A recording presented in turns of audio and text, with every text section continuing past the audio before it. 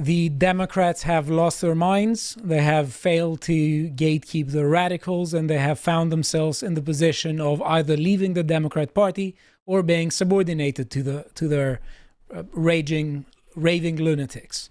Right. So this is what happens when the principle of operation of your party is whoever screams that they're oppressed must be listened to, except if they're straight white men. That's when you don't listen to them. That's where you're allowed to hate them, according to intersectionality and the intersectional calculus.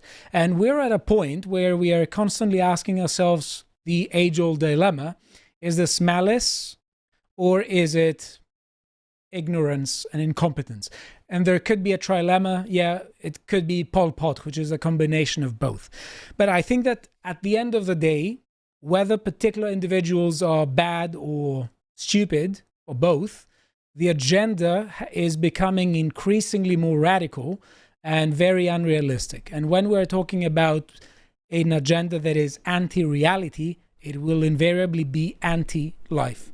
It's going to create a dystopia every time it tries to create a utopia. Right, so here we have Chicago Mayor Brandon Johnson, who says, no relation, we can't jail our way out of violence. It's racist.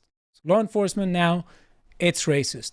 He is in complete denial of reality and of basic human facts. And he doesn't want his audience to think that there is such a thing as a natural aggression of human beings that sadly manifests in violence and that has to be mitigated in any kind of civilized society.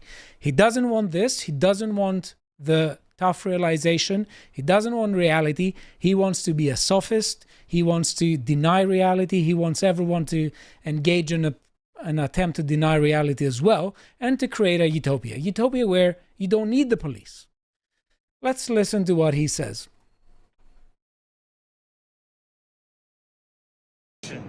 We cannot incarcerate our way out of violence. We've already tried that, and we've ended up with the largest prison population in the world without solving the problems of crime and violence. The addiction on jails and incarceration in this country, we have moved past that. It is racist, it is immoral, it is unholy, and it is not the way to drive violence down. I don't know. I think that there's an addiction to activist judges and career criminals, and partiality towards career criminals at the expense of innocent human beings. I mean, that would be so compelling to me if I was 85 IQ. Like, yeah, it is racist. When he says we've got the largest prison population, it's not solved violence, all I could think was like, oh yeah, imagine how much worse things would be if they were all out on the streets. But it's not just an issue of low IQ, whatever individual we're talking about. It's also an issue of this philosophy being a great ground for manipulation. And that's how they manipulate many Zoomers and people as well. But increasingly, mostly Zoomers, because they do this in academia. They're saying, right, listen, look at the world around you. Any constraint, anything that you don't like, it's them. Let us bring down them, and life is going to be heaven on earth. Well, when he's saying as well about, oh, well, it's racist, and so we can't just jail our way out of it. Obviously, what he's... is there a Freudian slip there? I don't know, is there? I was just going to say that the point is that he's basically saying, look, the problem is that because of the incarceration rates of blacks in the United States, this reflects really, really badly on us. Not the crime, but the perception of like us all being thrown in jail. And so we just need to abolish that, because actually the perception is the problem, not the actual actions of the individual. There is also a very compelling counter-argument to the idea that you can't put so many people in prison and then things will turn into a paradise.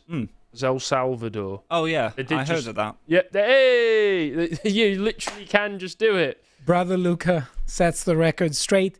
You literally can just jail your way out of violence. Yeah. Hasn't it got one of the lowest let's give him a like. homicide rates in the world now, after having one of the highest? Something like lowest crime rates in the Western Hemisphere? Something like that. Right. I think that we are at a very difficult point. the US is at a very difficult point as well. There are individuals who are picked by the darling of democratic socialism right now, who is Zoran Mamdani, the mayor of New York City, as his community safety picks. I'm going to show you two examples. I'm not going to dwell on the first one, but I'm going to show a lot about the second example. First one is Mamdani community safety pick Deborah Lolai, a clinical instructor at Harvard Law's LGBTQ plus advocacy clinic, who says that NYPD harasses, abuses, and kills trans people and pushes to decriminalize sex work. This is who she is. Oh, God.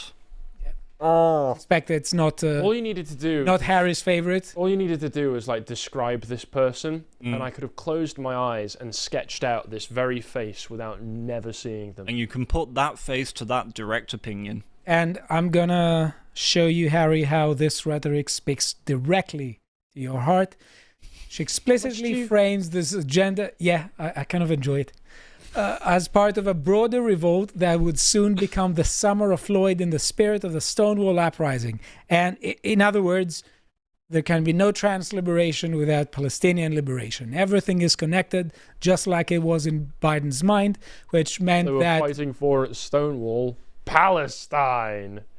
No, they were fighting for the right to take drugs and cavort with teenage boys. That's what Stonewall was.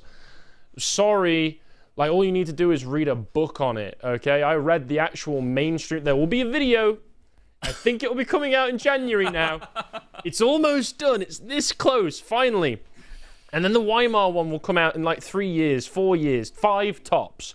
All right, I need to do some revisions. I've heard him say 10 in the office, actually. I need to do some revisions on the script again. I'm sorry, guys. You're a researcher into gays across time and space. No, the revisions for the Weimar stuff's about the Rhineland occupation. Either way, I read a mainstream book on Stonewall. Stonewall was a mob bar with a pedo ring above it on the floor up from the Stonewall. That's what they were. That's what the police were there for. And these people say we need to fight for the spirit of Stonewall. Right. Right now we are going to go to. We are going to go to someone who is definitely not less of an idiot. Mamdani transition pick. Police are a direct interference with radical socialist-oriented politics, and they will be used to stop us. This is Professor Alex Vitali, but I want to play this clip because this isn't the exact description of what he says. What he says shows that he lives in a completely different planet. This is the spirit of what he says, but I want you to focus on the formulation of it. Police are a direct interference with our ability to articulate a more radical socialist-oriented politics. Right, so the police are a direct interference with our ability to articulate a more radical socialist-oriented politics. First of all, that's untrue because you are already doing that and you are very radical yourself. So, yeah, the police isn't exactly against you. Mamdani picked you as a community safety advisor. So it's not exactly like the system is against you as much as you are implying. As if Trump was presiding over like the second wave of McCarthyism. Yeah, so it's not an issue of articulation. Be more hands off. It's not an issue of articulation. It's an issue of the kind of extremist politics these far leftists are pushing forward. And it says that they will be used to stop us. Yeah, I mean, if you're an extremist, why not? Just why not? I don't want you to preach extremism. I don't want you to say that every kind of police there is a bad mediator of colonialism who is just racist and you shouldn't have racist. And he directly says the following. And they will be used to stop us. They will criminalize our movements, put our people in prison, beat people in the streets to stop us. So anything we can do to reduce their power creates political space for us to do what we need to do. I mean, at least he's honest. He says he is a radical socialist. He wants to defund the police in order to promote radical socialism. And it's not exactly that the system is rigged against him. Again, I'll say he is one of the advisors for community safety for New York City. Right. What's more as well, his the entire point about Mamdani being... Well, actually, you're just coming on to it, so I'll let you... No, please finish yours. Well, I was just going to point out the fact that obviously with Mamdani meeting Trump, because, before Mamdani was elected, Trump had given lip service to, maybe we just won't send any federal funding to New York. It's like, well, that would have been a good strategy.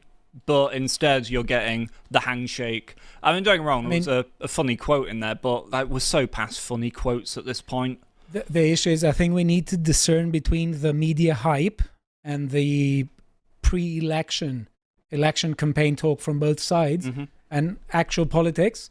Both are politicians. To a degree, they are going to cooperate. I mean, I know that this isn't what people on X try to want to hear, but to a degree, they will cooperate.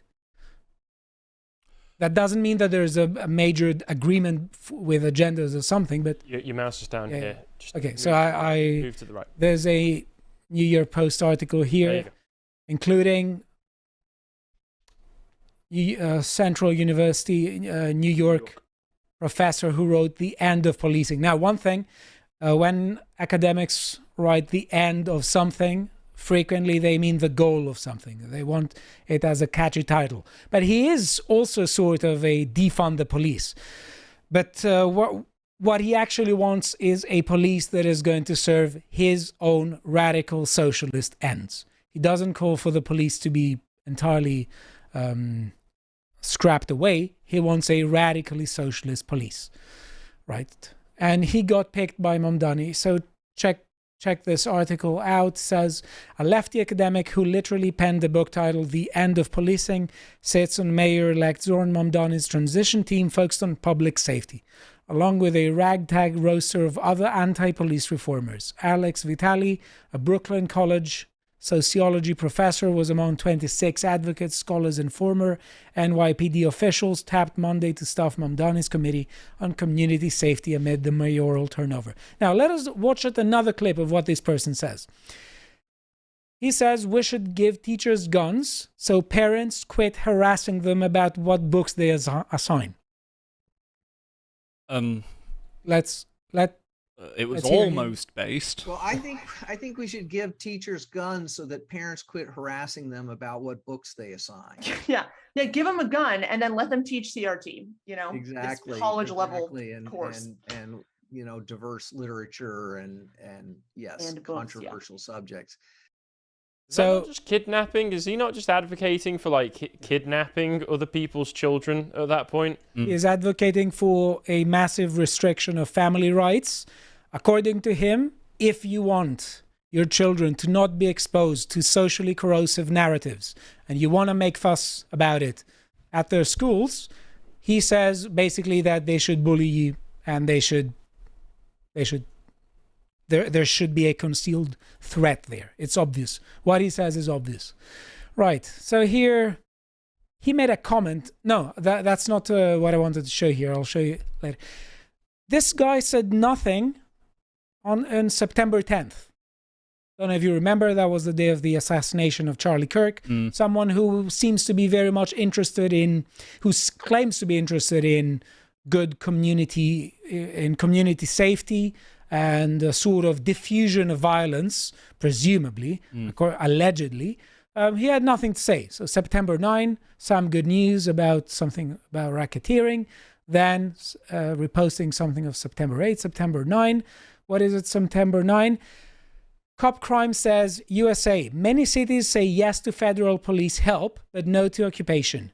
And he says, this is the problem. By leaning into law and order, Democrats are enabling Trump's authoritarianism. Right. So if you're a Democrat and you don't consider yourself to be a radical socialist, how does this make you feel? How does it make you feel if someone directly says law and order assist authoritarianism?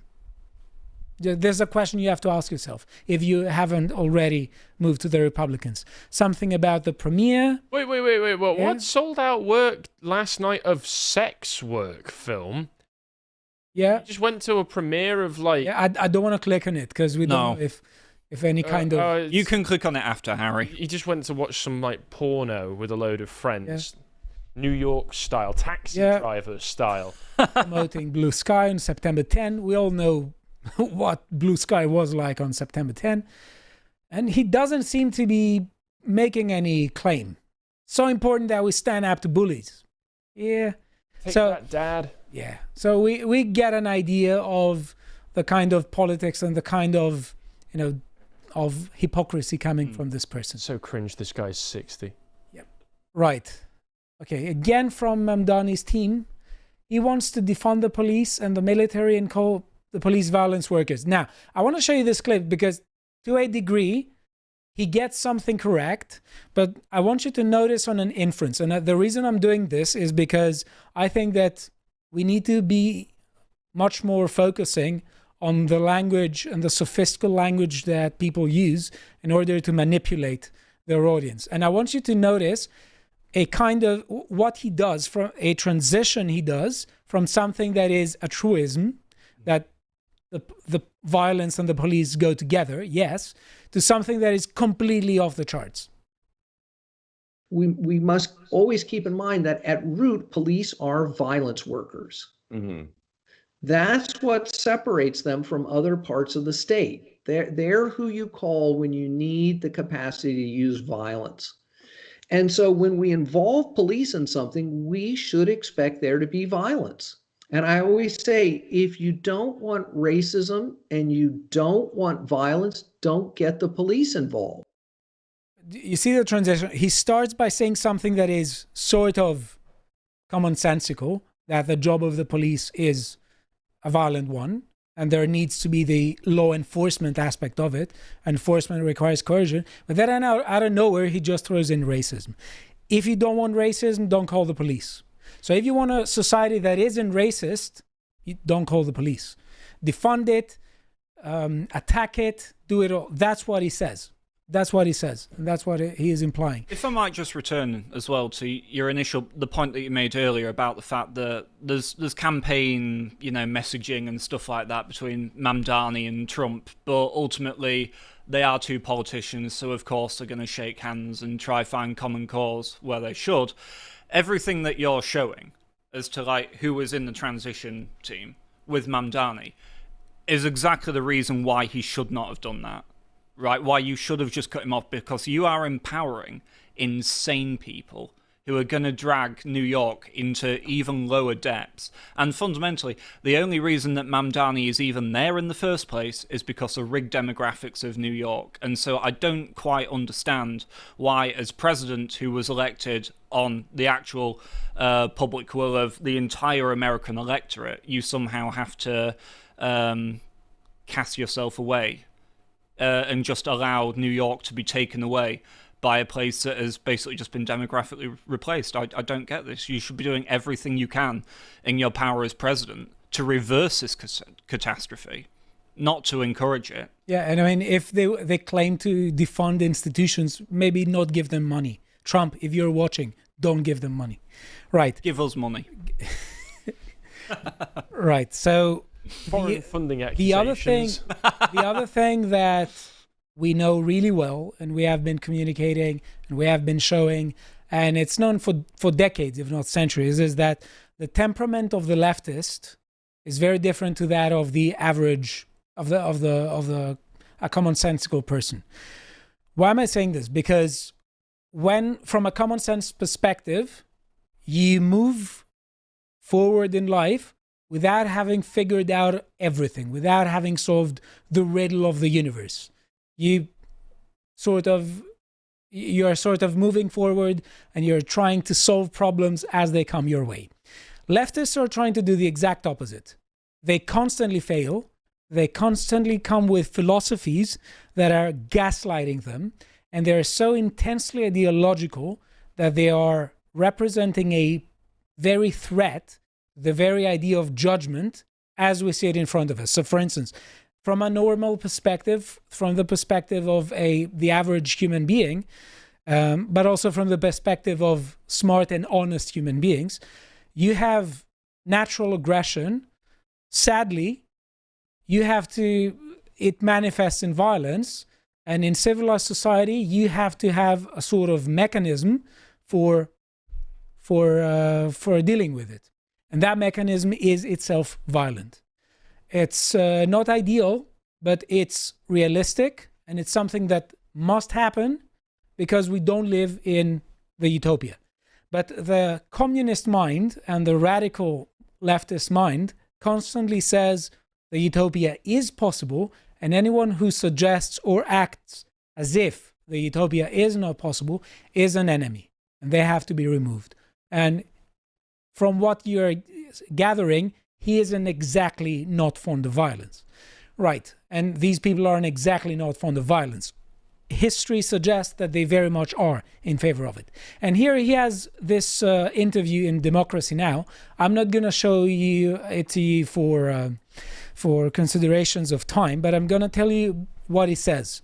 Click on it if you want. It's less than 2 minutes. He says, long story about the use of police and prison is to manage problems of inequality and exploitation. This is Marxist garbage. And he also says it's an issue of neoliberal austerity and inequality, and the police is used to manage these problems, not to have any other sort of end. Right. So, and he wants to rethink the role of the police, and he calls for it to be defunded. The problem is that this is a fundamentally corrosive and incoherent agenda. And let me say one thing. From a commonsensical perspective, there is sadly natural aggression, which manifests into violence. And as I said before, we need to have a mechanism in civilized society to deal with this. That this is natural aggression, and you try to distribute natural aggression towards good causes, such as the preservation of order against those who want to disrupt that order. He wants to give an alternative explanation, an explanation which is at the core of his very flawed philosophy, which again speaks to the temperament of someone who is very unwise and thinks that we can move forward in life by having figured everything theoretically first. We can't do this, but this is what he says. And he says this as an ideologue. He has exactly accepted the idea that all problems are problems of economic inequality. So when it comes to natural aggression, you're going to solve it by redistribution of wealth and by making society more equal, materially speaking. This is just nonsense. And also look at the kind of split-brained claim here, because he says it's not natural aggression, it's economic exploitation. Even if that were the case, which it isn't, economic exploitation itself is a manifestation of natural aggression. Without natural aggression, there would be no economic exploitation. It's as simple as that. They're lying to you. They're gaslighting. They're sophists. Their agenda is really, really, really corrosive and bad. And you should save the young people from it. And there are real life consequences to it. They do this especially in academia, where they can get away with it in a completely controlled environment, where it's just they and their students in a seminar room. It's all just emotions. They're manipulating their emotions, the students, the audience's emotions, and they don't tell you that there are negative consequences. And what we have isn't an addiction to law and order, it's an addiction to its lack. We have career criminals, and here I'm going to show you 3 of them and 3 victims. 3 suspects, 125 combined arrests. Right, so every time that they are pontificating and they're virtue signaling about how cool it is in the utopia and how everyone who acts as if the utopia isn't possible is a bad person, remember that what they're advocating for, or what they are tolerating and what they are not up against, has real life consequences, and they're very dystopian ones. And here the mother of DeCarlos Brown Jr. was pleading with the courts to keep him in jail. Is that true? But Judge Teresa Stokes let him out anyway. There are some reports. I don't consider this to be particularly, from what I've checked on it, seems to me to be plausible. No. And if that's true, that's just. But remember also the kind of rhetoric hear on a daily basis about mental illness. And I want to say again, I know people with mental illness that haven't tried to kill me or burn me alive. That's ridiculous. We always know the kind of excuses that the left makes in order to gaslight people, in order to not confront that, yeah, we are responsible for our own actions. There may be cases where there's diminished responsibility, but the common good has to come first. And sometimes that means that we have to incarcerate people because they're a problem to the common good, and without focusing so much on the moral aspect of the issue, the kind of moral culpability out in public. Yeah, and the kind of moral responsibility and degree of it during that crime. And if this is true, at least it's not the same as that kid who murdered Austin Metcalf back in February, where his family decided to grift off of it and try and do a fundraiser so that they could get hundreds of thousands of dollars. Managed it. And I want to end with the other view. This is Sheriff Chad Bianco of Riverside County, California. Some people are criticizing him. I, generally speaking, think that he says based stuff. And he says when you have riots, and you respond to it immediately with overwhelming force, and that's how you have less violence. So we have a clash of perspective. Some people are stupid enough to fall for it. Others are promoting it on purpose. We have people who have a sort of utopian rhetoric, which invariably results in dystopian realities. Right. If you would like to watch the full uncut version that is also uncensored, head on over to lotuseaters.com to find out more.